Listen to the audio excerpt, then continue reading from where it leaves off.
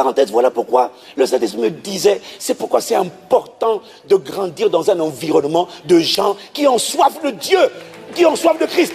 Parce que, attends, parce que quand tu es entouré de gens qui ont soif de Christ, la soif est contagieuse. Amen. Ça réveille en toi des aspirations que tu ne connaissais pas. Tu te dis, mais elle est tellement plus belle, il est tellement plus beau. C'est tellement plus beau d'être assoiffé comme un enfant, un amoureux. Mais moi, c'est ça que je veux. C'est ça que je veux. Mais, maintenant, imagine-toi.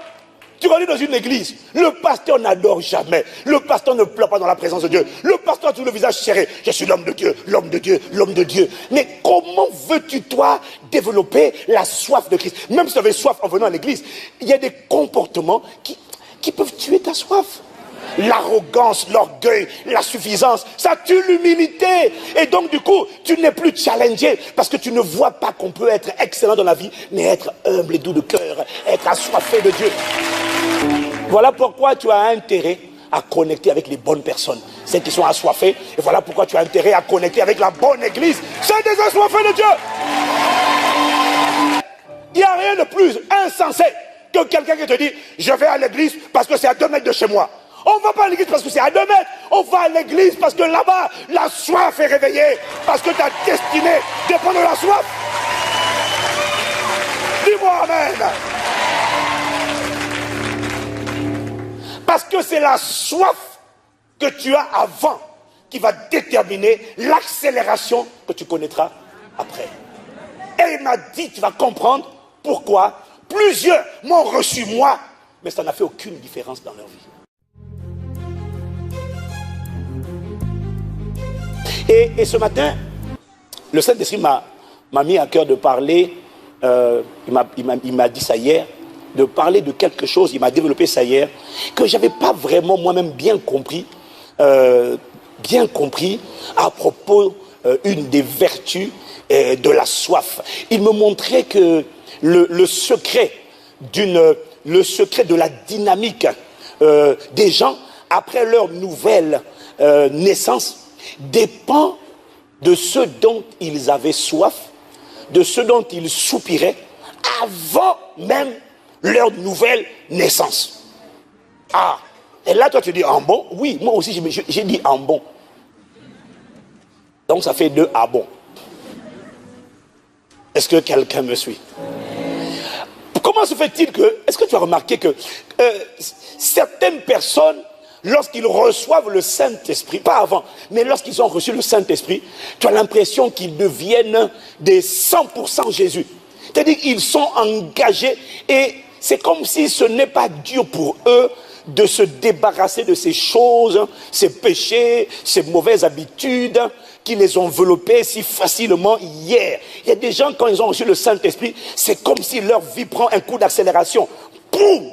Et puis tu en as d'autres, ils ont reçu le même Saint-Esprit que toi, mais c'est comme si, on dirait vraiment, c'est beaucoup plus laborieux, dur de se débarrasser de la chair, hein, avec ses passions, avec ses désirs, hein, ses mauvaises habitudes. Il y en a chez qui donc, on a l'impression que vraiment, ils sont comme un TGV, fou.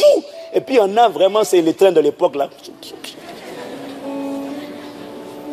Chou, chou. Il y en a encore dans certains pays, alléluia. Oh Seigneur, miséricorde. Est-ce que quelqu'un me suit? Est-ce que tu as remarqué ça, pas chez toi, pas chez ton voisin, mais est-ce que tu as vu ça chez certaines personnes? C'est-à-dire qu'il y en a en direct vraiment, ça va vite quand ils ont reçu le Saint-Esprit. En fait, c'est comme s'ils avaient juste besoin de recevoir le Saint-Esprit. Dès qu'ils ont reçu le Saint-Esprit, leur passé n'est plus leur futur. Mais il y en a d'autres qui ont reçu le Saint-Esprit comme toi et moi. Mais c'est-à-dire il faut ramer quoi. Pour que le Saint-Esprit m'arrive à le toucher, il y a des gens, il faut plusieurs prédications, plusieurs messages qui viennent, qui cognent. Il faut plusieurs impositions de mains. À chaque fois, tu te dis, fire, fire, fire. Tu touches la joue gauche, la joue droite, le front, le nez, le nombril. En fait, il y en a, bon, vous comprenez de quoi je parle? Il y en a, tu as l'impression que c'est rapide. Et si tu ne fais pas attention, tu vas même croire que Dieu lui a fait une grâce particulière d'aller plus vite. Mais en fait, c'est faux. Parce que c'est la même grâce pour tout le monde. Tu vas comprendre qu'en fait, le secret de ceux qui vont plus vite, toi tu dis, hey, Moi, je suis encore avec les copains, les petits copains, les copines, la colère, l'alcoolisme. Et l'autre qui était comme toi, tu as l'impression que lui, ces choses-là, qui étaient pour lui un gain, c'est comme si c'est fini. Qu'est-ce qui s'est-il passé? C'est là qu'il m'a dit, tu vas comprendre que, en fait, la différence, c'est le niveau de soif que les deux avaient, mais avant de rencontrer Jésus. Ah, bizarre. Hier, nous étions prisonniers. On ne pouvait pas manifester le type de personne après lequel on soupirait. Mais il m'a dit une chose. Il m'a dit, ce n'est pas parce que une personne est en prison qu'elle ne soupire pas. Hier, nous étions esclaves, prisonniers du royaume des ténèbres. Mais il m'a dit, c'est pas parce qu'on est en prison qu'on ne soupire pas. C'est pas parce que tu étais dans la prison du péché hier que tu ne soupirais pas. En fait, dans une prison, tous les prisonniers, m'a-t-il dit, soupirent. La seule différence, c'est pourquoi est-ce qu'ils soupirent? Mais tous les êtres humains ont des soupirs, ont une soif. La question, c'est de quoi ont-ils soif? En prison, tout le monde a soif. Mais soif de quoi? Alors, tu as deux catégories de prisonniers. Tu as des prisonniers qui ont soif.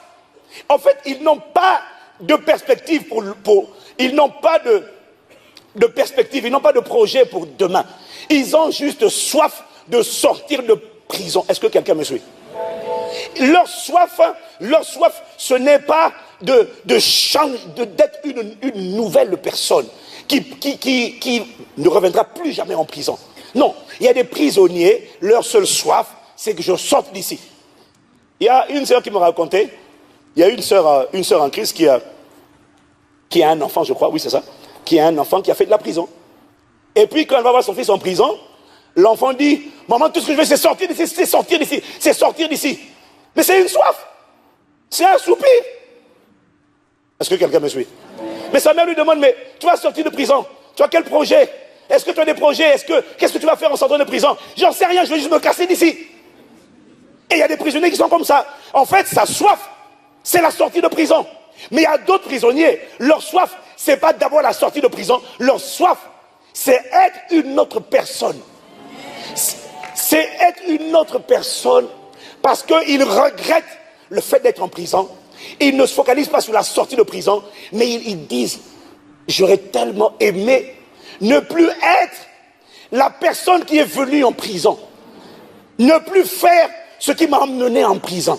Ne plus faire du mal aux gens, ce qui m'a conduit en prison. En fait, leur vrai soupir, c'est qu'ils regrettent d'avoir fait ce qu'ils ont fait. Et leur soupir, c'est pas sortir de prison. Leur soupir, c'est juste être une autre personne.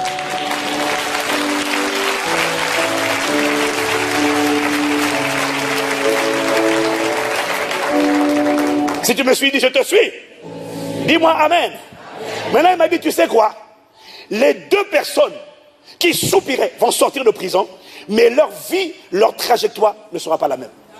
Celui qui soupirait juste pour sortir de prison, ce n'est qu'une question de temps avant qu'il ne reparte en prison. Ce sont les récidivistes. Pourquoi? Parce qu'il ne soupirait pas pour devenir quelqu'un d'autre. Il était en prison, mais il ne soupirait pas pour devenir quelqu'un d'autre. Il reste la même personne. Et quand il sort de prison, il repartira parce qu'il reposera les mêmes actes qu'il a posés hier. Mais celui qui soupirait après la sortie de prison, mais il soupirait d'abord pour devenir quelqu'un de différent. Quand on lui dira, tu te rappelles hier? Il dit non, je ne veux plus. Pourquoi? Lui, il va vendre ce qu'il avait et il va acheter une nouvelle vie, une nouvelle conduite. Pourquoi? Pourquoi? Parce que tous les deux étaient en prison, mais il y en a un qui soupirait pour devenir quelqu'un d'autre, un homme différent. Il y en a un qui ne soupirait pas pour être un homme différent. La différence, tu vois, c'est ce qu'il m'a dit le Saint-Esprit. Tu vois, regarde, quand tu n'avais pas encore reçu le Saint-Esprit, la différence, après avoir reçu le Saint-Esprit, ceux qui vont vite, ceux qui laissent les choses qui étaient pour un gain, ceux qui les laissent en arrière, qui courent vers l'avant et qui vont de tout, ce sont ceux qui avaient soif. Quand, avant de recevoir Jésus, il m'a dit, de quoi avais-tu soif? Avant que ne vienne le Saint-Esprit, de quoi avais-tu soif? Alors il m'a donné quelques exemples. Et tu me suis, dit je te suis, pasteur. Alors tu vois, il y a ceux qui, avant de recevoir le Saint-Esprit, étaient mariés. Mais ils n'en avaient rien à faire, ni de leurs conjoints, ni de leurs enfants. Pourquoi? Parce qu'ils n'ont pas vu leurs propres parents prendre soin de eux et de leurs conjoints et de leurs enfants. Donc, ils n'ont pas été challengés. Pour eux, le normal, c'est faire des enfants comme on prend des œufs. Et quand l'enfant, allez, quitte là. Ça, c'est le normal dans lequel ils ont grandi. Est-ce que quelqu'un me suit? Il y en a, ils sont comme ça. Papa, maman, sa mère l'a injurié, elle a injurié ses enfants. Prendre soin, c'est pas son fardeau. Donc elle est mariée, il est marié, ils ont des enfants, mais il n'en a que faire des enfants. Parce qu'il n'a pas grandi dans un environnement où il a vu comment on peut prendre soin des enfants, comment ça fait du bien aux enfants et comment ça fait du bien aux parents de voir les enfants heureux, de voir le conjoint heureux. Il y en a qui n'ont pas connu ça. En parenthèse, voilà pourquoi le Saint-Esprit me disait, c'est pourquoi c'est important de grandir dans un environnement de gens qui ont soif de Dieu, qui ont soif de Christ. Parce que, attends, parce que quand tu es entouré de gens qui ont soif de Christ, la soif est contagieuse. Amen. Ça réveille en toi des aspirations que tu ne connaissais pas. Tu te dis, mais elle est tellement plus belle, il est tellement plus beau. C'est tellement plus beau d'être assoiffé comme un enfant, un amoureux. Mais moi, c'est ça que je veux. C'est ça que je veux. Mais, maintenant, imagine-toi. Tu vas aller dans une église, le pasteur n'adore jamais, le pasteur ne pleure pas dans la présence de Dieu, le pasteur a tout le visage serré, je suis l'homme de Dieu, l'homme de Dieu, l'homme de Dieu. Mais comment veux-tu toi développer la soif de Christ? Même si tu avais soif en venant à l'église, il y a des comportements qui peuvent tuer ta soif. L'arrogance, l'orgueil, la suffisance, ça tue l'humilité. Et donc du coup, tu n'es plus challengé parce que tu ne vois pas qu'on peut être excellent dans la vie, mais être humble et doux de cœur, être assoiffé de Dieu.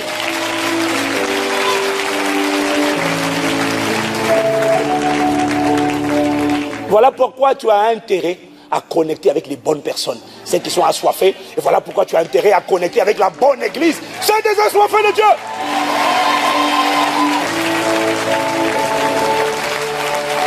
Il n'y a rien de plus insensé. Il n'y a rien de plus insensé que quelqu'un qui te dit, je vais à l'église parce que c'est à 2 mètres de chez moi. On ne va pas à l'église parce que c'est à 2 mètres. On va à l'église parce que là-bas, la soif est réveillée. Parce que ta destinée dépend de la soif. Dis-moi amen. Parce que c'est la soif que tu as avant qui va déterminer l'accélération que tu connaîtras après. Et il m'a dit, tu vas comprendre pourquoi plusieurs m'ont reçu moi, mais ça n'a fait aucune différence dans leur vie. C'est de ça que je vais parler. Je n'ai pas commencé encore. Je suis en train de préparer. Je vais bientôt finir, mais en même temps, enfin bref. Dis seulement amen. Donc, il y a ceux qui, avant de recevoir le Saint-Esprit, étaient mariés et n'en avaient rien à faire. Ni de leur conjoint, ni de leurs enfants. Et puis il y a ceux qui, avant de recevoir le Saint-Esprit, malgré le fait qu'ils étaient prisonniers du péché, n'étaient pas indifférents à l'adultère qu'ils pratiquaient. Tu sais qu'il y a des gens qui commettent l'adultère, mais qui sont désolés de commettre l'adultère. Les femmes, là. Non, pasteur. Non, pasteur Ivan, non. C'est un argument, une argumentation irrecevable. Non, il y a des gens, c'est pour ça que, il y en a, ils ne se cachent pas. Il impose ça et ils n'en ont rien à faire. La femme a beau pleurer. Il y en a, c'est le mari aussi. Hein. C'est pas seulement en un seul sens, attention. Il y en a, le conjoint pleure, il n'en a rien à faire. C'est comme ça, c'est comme ça. Et alors, il y a plusieurs maîtresses, et alors. Il y en a, ils sont désolés. Mais c'est juste que j'ai des pulsions. Je suis prisonnier. Je suis lié par le péché. Il ne sait pas comment lutter contre ça. Qu'est-ce qu'il fait? Il obéit. Mais il est désolé de faire du mal à sa femme ou à son mari. Ou il ou elle est désolé de voir. Parce que si tu commets l'adultère, que tes enfants le sachent. Tes enfants le savent, pardon. Tu n'es plus un héros pour tes enfants. Il y en a, ça leur fait mal de voir que, pour leurs enfants, pour mon enfant, je ne suis plus un héros. Un héros. Parce que tout, normal. Tu vois, il y en a, ils ont, j'aimerais tellement être un héros pour mes enfants. Il y en a, il n'y a rien à faire. Allez, fils-toi, allez, casse-toi. Allez. Mais il y en a, c'est comme, mais quand son enfant lui dit, ah, pourquoi tu fais ça? Il est désolé. Il n'arrête pas l'adultère parce qu'il est lié par le péché. il est désolé. Mais tu sais ce que ça veut dire être désolé? Ça veut dire qu'au plus profond de lui, il y a la soif d'être quelqu'un de différent. Le problème, c'est qu'il n'a pas la solution.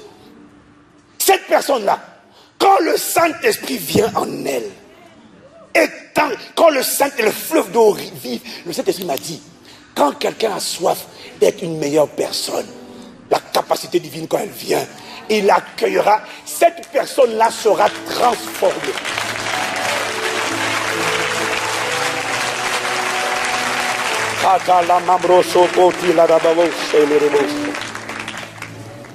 Est-ce que quelqu'un me suit? On parle de avant que ne vienne le Saint-Esprit. Quelle était la soif que tu avais? Il y en a, ils n'avaient pas soif. Il m'a dit, c'est pour ça que malgré le fait que tu as reçu le Saint-Esprit aujourd'hui, il est en toi, tu continues d'injurier tes enfants. Tu continues d'injurier ton conjoint. Et tu n'en as rien à faire. Et tu continues l'adultère. Sans regret. Et il est là, le Saint-Esprit est là. Mais il n'arrive pas à te changer. C'est pas qu'il n'arrive pas. Il m'a dit, c'est parce que avant qu'il ne vienne en toi, tu ne le cherchais pas. Ça veut dire quoi? Tu ne cherchais pas à être quelqu'un de libéré. Quelqu'un, tu n'étais pas sincèrement désolé. Tu faisais le mal et tu n'avais rien à faire. Quand le Saint-Esprit va venir, changera pas tout de suite. Il faudra beaucoup d'enseignements, de messages, d'imposition des mains, gifles, tout ça, la onction, on ne reçoit pas tout ça, la bouche, pas. Mais il y en a, il avait soif juste d'être quelqu'un de nouveau. Mais il ne savait pas comment être une nouvelle personne. Elle ne savait pas comment être une nouvelle personne. Dès que les fleuves de vie arrivent, et que la paix de Dieu, et que la joie de Dieu. Parce que quand les fleuves viennent, le Saint-Esprit m'a dit de te dire, ce n'est pas un démon qui t'empêche de changer. Non, ce n'est pas un démon, c'est pas vrai. Parce que le rapport de force entre un démon ou même des coalitions démoniaques et la soif, rappelle-toi que la soif déclenche des fleuves d'eau vive. Les fleuves d'eau vive, c'est le Saint-Esprit en action. Les démons qui se cramponnaient. Il m'a dit, c'est pas parce que les démons sont trop forts. Non. Il m'a dit, lis la parabole. Il m'a dit, lis la parabole. Quand le royaume arrive, celui qui l'a cherché, qui avait soif, quand il voit le royaume arriver, il dit, excusez-moi, alcoolisme. J'étais accro, mais c'est fini. Comment deux alcooliques reçoivent le même Saint-Esprit? Un alcoolique continue de boire l'alcool et un autre dit ces choses qui étaient pour moi un gain. Je la garde désormais comme de la boue, comme une perle. Pourquoi? Parce que parmi les deux alcooliques, il y en a un. Pendant qu'il était alcoolique, l'autre disait, oh mais de toute façon c'est comme ça, moi je suis alcoolique. Mais l'autre était alcoolique, mais au fond de lui-même, il soupirait pour être libéré de l'alcool. Il en avait assez de l'alcool. Il soupirait après la liberté. Et un jour, l'esprit de liberté est rentré en lui. Il dit, je suis libre. C'est la soif.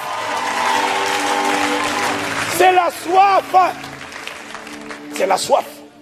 Je suis allé rencontrer une personne avec Pasteur Ghislain. On a rencontré une tante. Et puis, la tante nous parlait de son fils qui est drogué. Il est drogué depuis plusieurs années. Depuis quasiment tout petit. Il a plus de 45 ans aujourd'hui. Il est drogué depuis au moins 10 ans. Et, évidemment, elle soupire pour son fils. Elle nous racontait que parfois son fils arrive à la maison. Elle dit, maman, je vais faire une cure.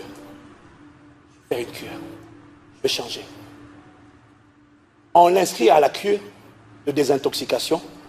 Mais il ne va pas à la cure. Pourtant, quand il parlait, il était sincère. Mais il est comme le démoniaque de Gadara, contrôlé par une force qui ne veut surtout pas qu'il change. Mais en fait, quand il parlait avec sa maman, tu sentais le gars qui, sincèrement, aurait tellement aimé changer. J'ai la volonté, mais je n'ai pas la capacité. Cette personne-là, le jour où elle entend l'évangile, elle reçoit le Saint-Esprit. Tu vas voir comment les chaînes qui la retenaient vont être brisées. Pourquoi? Parce que pour cette personne, les fleuves d'eau vive vont la libérer. Le Saint-Esprit m'a dit, les fleuves d'eau vive sont censés emmener la floraison là où il y avait la sécheresse. Et il m'a dit, il y a des cœurs où les fleuves d'eau vive arrivent, mais la sécheresse ne part pas. Parce que la terre n'a pas soif. Donc, sur le plan spirituel, les fleuves d'eau vive ne pénètrent pas tous les sols. Les fleuves, tu te rends compte? Les fleuves, l'eau, la pluie arrive Au lieu que la terre boive l'eau, alors qu'elle était sèche, la terre ne boit pas. Pourquoi? La terre, c'est le champ. Le champ, c'est ton cœur. A dit, fais la différence. Le Saint-Esprit peut venir en toi. Chez l'autre, il est libéré. Son passé n'arrive pas à le retenir. C'est pas un démon, c'est la soif. La soif est plus puissante que l'oppression des démons. Non, la soif met une pression. On ne peut pas résister. Quand les fleuves sont libérés, on ne peut pas. Il m'a dit, de quoi avais-tu soif avant que je ne vienne en toi? Parce que, même si je viens, s'il n'y avait pas soif, mes fleuves ne feront rien. Et c'est pour ça que tu as plein. Ils ont reçu le Saint-Esprit, il ne les a pas changés. Il m'a dit, il y a des gens qui hier, en voyant des gens malades, tourmentés, oppressés, affligés, dans la souffrance, il y a des gens, ils souffraient en voyant les gens souffrir. Ça, ils avaient juste envie de les aider. Ça les énervait de voir des gens malades, oppressés, ça les énervait. Mais est-ce que tu peux l'aider? Non, je ne peux pas l'aider. Pourquoi? Mais je ne sais pas faire. Il y en a qui sont allés étudier médecine pour ça. Et même les médecins qui ont étudié médecine sont frustrés parce qu'ils ne peuvent pas. Waouh! Oh, waouh! Oh. Il y en a qui, avant de recevoir le Saint-Esprit, soupiraient après l'argent. Oh, j'ai besoin d'argent. Oh, mon sac, ma voiture, mes chaussures. Oh, Jésus. Et tu en as d'autres qui ne soupiraient pas après l'argent. Et qui soupiraient, qui avaient soif de faire le bien. Si seulement ils avaient un peu d'argent. Ceux qui soupiraient, si seulement j'avais un peu d'argent. Quand ils reçoivent le Saint-Esprit, tu vas les voir se déployer partout. Avec l'argent, ils vont faire le bien. Ceux qui n'avaient soif que d'argent et pas de faire le bien, ils ont la plénitude du Saint-Esprit, mais ils sont toujours peintres, cupides, picsou. Comment le Saint-Esprit ne te change pas? Comment tu es toujours radin, pense qu'à toi? Il m'a dit, avant de recevoir le Saint-Esprit, tu dirais après quoi? Pose-toi la question. Oh, quel silence! Mon Dieu, quel silence! Oh, j'entends les mouches voler. Oh. Ne t'inquiète pas, on est relax. Aujourd'hui, c'est un silence méditatif. Là, moi, tu peux dire amen, non, quand même. Réfléchis. Comment se fait-il que tu sois marié? Aujourd'hui, tu as reçu le Saint-Esprit, mais tu es toujours une femme qui injurie ton mari, qui méprise ton mari, qui est insoumise. Comment toi, mon frère, tu es marié et tu n'aimes pas ta femme, tu ne la célèbres pas, tu ne la valorises pas?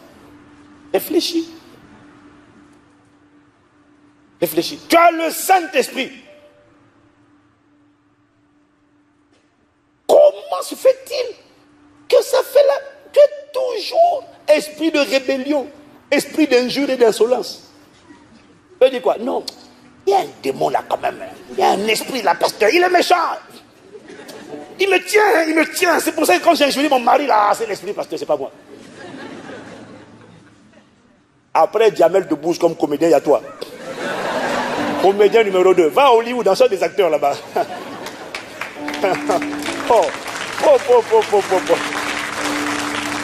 Que de comédie et de comédie. Le Saint-Esprit m'a dit non, c'est pas ça. C'est pas le démon. Arrête de dire à quelqu'un, c'est pas le démon. Je sais qu'il n'a pas envie que tu lui parles aujourd'hui. Il a l'air concentré, mais dis-lui quand même, c'est pas le démon. Comment tu as reçu le Saint-Esprit? Tu es marié et tu n'arrives pas à honorer ton mari. Et mari, tu n'arrives pas à aimer ta femme. Comment? Il m'a dit, pose-toi la question. Avant de recevoir le Saint-Esprit, tu avais soif de quoi? Trois cas de figure. Est-ce que tu avais soif? Quelle était ta soif, ton soupir? Est-ce que c'était fuir le célibat? Non, mais tu rigoles, mais c'est le soupir de plusieurs. Pourvu seulement que je sorte de là. Pourvu que je sorte de là. Pourvu que dans la maison familiale, le long des escaliers, il y a le portrait de mon frère avec sa femme, ma soeur avec son mari, et puis à moi toute seule. Non, ne me laisse pas dans cette affrance, Seigneur. Pourvu que je fuis le célibat et qu'il y ait en troisième posture ma photo. Quelle que soit la personne qui est sur moi une photo, à deux. Waouh!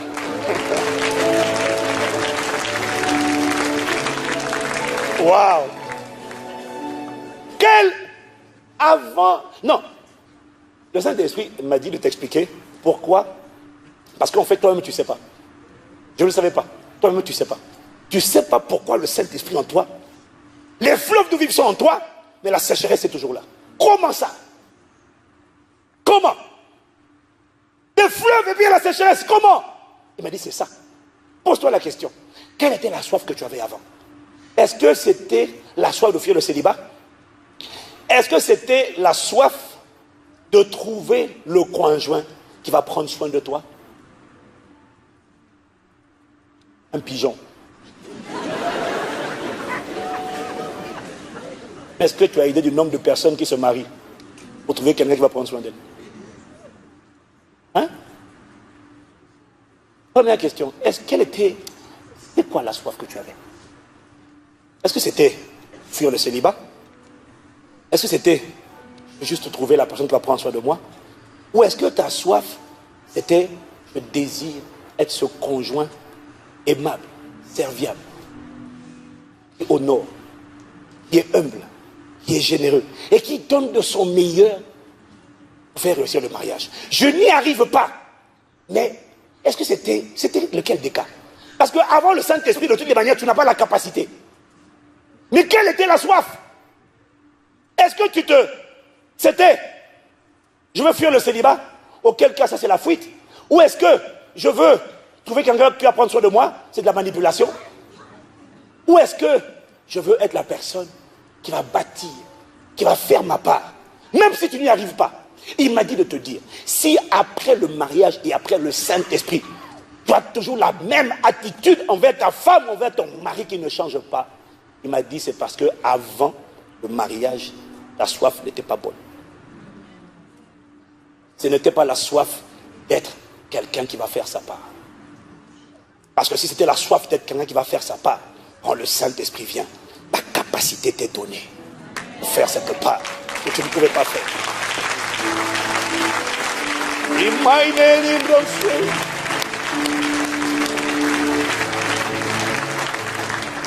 Alors, je vais bientôt finir. En fait, Jésus dit dans ces deux paraboles qu'on a vues tout à l'heure, Matthieu 13, le Seigneur dit que celui qui cherchait le royaume et qui le trouve, laisse tout ce qu'il avait. Mais il fallait encore qu'il cherche, qu'il soupire, qu'il ait soif. Et quand il l'a trouvé, il va tout laisser. C'est une certitude. Et quand il m'a dit ça, j'ai mieux compris mon histoire. J'ai mieux compris l'histoire de Paul. J'ai compris que tu peux être méchant, même un meurtrier, enfin un complice de meurtre comme Paul. Et ça veut dire que dans le cœur de cet homme-là, il y avait une vraie soif. Il y avait... Non, c'est pour ça que ne juge pas les gens à ce qu'ils font aujourd'hui. Regarde leur soif. La soif est ce qui détermine est-ce que quelqu'un va être transformé ou est-ce que quelqu'un, malgré le Saint-Esprit, va être figé comme un glaçon, sec, alors que des fleuves sont là pour arroser le champ de son cœur. Alors, le Seigneur affirme dans ses paraboles, celui qui cherchait le royaume, qu'il le trouve, laisse tout ce qu'il avait. Mais ceux qui ont trouvé le royaume, mais dans le cœur, ne soupiraient pas, n'avaient pas soif, ne changeront pas. Parce que ces personnes-là sont des personnes qui ont reçu un cadeau qu'elles n'ont pas passé des années à chercher. Elles ont reçu des fleuves d'eau vive. Mais elles ne ressentaient pas une sécheresse à l'intérieur d'elles. Elles n'étaient pas frustrées par cette sécheresse. Elles ont reçu un feu dévorant. Mais elles ne rêvaient pas, elles ne soupiraient pas à l'intérieur de leur cœur. Pour que les chaînes qui les retiennent soient consumées. Le feu ne consume les chaînes que lorsque le feu rencontre un cœur qui soupirait pour que les chaînes soient consumées. Mais si ce n'était pas ton souhait, ce n'était pas ton cri, ton désir ardent, le feu ne fera rien. Parce qu'il a besoin de la réponse, de la coopération, de la participation du cœur de l'homme. Voilà pourquoi chez certains, le feu qu'ils ont reçu reste un temps et disparaît. Et chez d'autres, un seul feu reçu déclenche toute une conversion radicale. Je prie que ce soit ton partage au nom de Jésus. Maintenant, je vais finir. Je vais finir quand même par une bonne nouvelle. C'est qu'il m'a dit oui, parce que si je m'arrête là, il va sortir un peu désespéré. Je vais finir en te disant ce qu'il m'a dit. Il m'a dit, cette parole ne vient pas pour te condamner, te faire regretter ton passé. Elle vient pour te montrer l'importance de la soif. Et de la soif bien orientée. Mais la bonne nouvelle, c'est qu'il n'est pas trop tard pour avoir la soif de Dieu. Si hier, l'environnement dans lequel tu as grandi est un environnement qui avait tué en toi tout désir, toute soif de ressembler à Christ, d'être comme Christ, de refléter Christ, même quand tu ne savais pas que c'était Christ. Et m'a dit, la bonne nouvelle, c'est qu'aujourd'hui, tu peux prendre la décision, la résolution désormais, tous les jours, quand tu pries, de demander à Dieu la grâce d'avoir soif de lui. C'est une prière qui est en accord avec sa volonté. Ne la demande pas pendant un jour, ne la demande pas pendant 5 jours. Demande-la tous les jours parce que c'est notre secret. C'est mon secret.